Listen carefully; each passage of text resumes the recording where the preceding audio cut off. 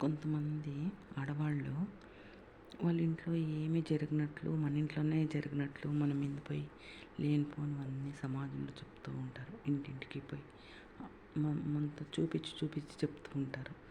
కానీ వాళ్ళు ఎదురుపడినప్పుడు బాగున్నారక, అంత పని అంత అయిపోయిందా అని మాట్లాడతాము. కానీ వాళ్ళ మీద ఫైరింగ్ మాత్రము ఇప్పటికీ ఉంటుంది కదండి.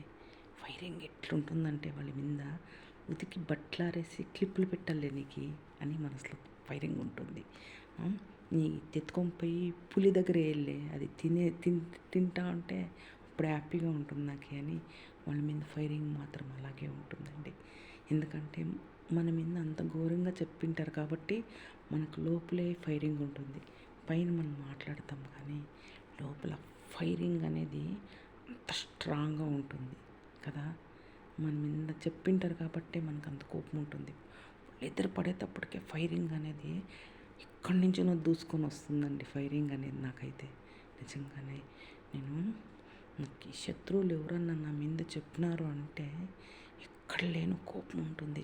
కానీ నేను పైకి నవ్వుతూనే మాట్లాడతానండి శత్రువులతో కూడా. శత్రువుకు కూడా తెలియకూడదు నేను వీళ్ళ మీద చెప్పినాను అని కూడా నేను అంత వాళ్ళకి నేను అనుమానం కూడా రాకూడదండి. అంత బాగా నేను అంత మాట్లాడతాను. తెలుసుకుంటాను వాళ్ళు ఎలాంటి వాళ్ళు అని బాగా మాట్లాడతాను. ఒకసారి మౌనంగా ఉంటాను, మాట్లాడకపోతే మౌనంగా ఉంటాను. కానీ చెప్పినారు మాత్రం కానీ ఫైర్ అనేది ఎలా ఉంటుంది కదా. యేసుక్రీస్తులాగా వీళ్ళకి కంబానికి కట్టేసి మేకలు కొట్టాలా అనే ఫైర్ ఉంటుంది చూడండి. వాళ్ళ మీద చెప్తే ఊరికే ఉంటారా అండి?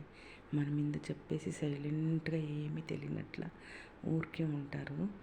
అందుకేనండి వాళ్ళు ఎవరన్నా శత్రుత్వం నాకు కనిపిస్తే లోపలే ఫైర్ అవుతూ ఉంటాను నేనైతే నిజంగానే. కానీ మౌనంగా ఉంటాను. లోపలే ఫైరింగ్ జరుగుతూ ఉంటుంది. అది ఎవరికైనా అంతేనండి. ఈ కాలంలో లోపలే బయట ఎవరు కొట్లాడుకోరు కదండి. లోపలే ఫైరింగ్ చేసి తిట్టుకుంటూ ఉంటారు. అది తెలివేయండి లక్షణం. ఒకసారి ఎప్పుడన్నా బరస్ట్ అవుతామండి. కోపం ఎక్కువైతే ఎవరికైనా కానీ బాధ ఎక్కువైనప్పుడు బరస్ట్ అయి తీరుతాము ఒకసారి, అంతే కదా. కాలం బట్టి మనం పోవాల, అంతేనండి కదా. చెప్తారు మామూలు మన మీద పోయి చెప్తారు. తంటాలు మనుషులు ఉంటారు కదా, తీట్ల మనుషులు, తంటాల మనుషులు. ఏమీ చేయలేమండి.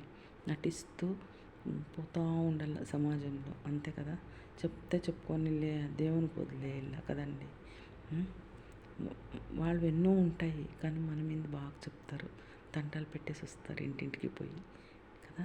అలాంటి వాళ్ళు ఉండారు సమాజంలో. చీడ పురుగులు లాంటి వాళ్ళు.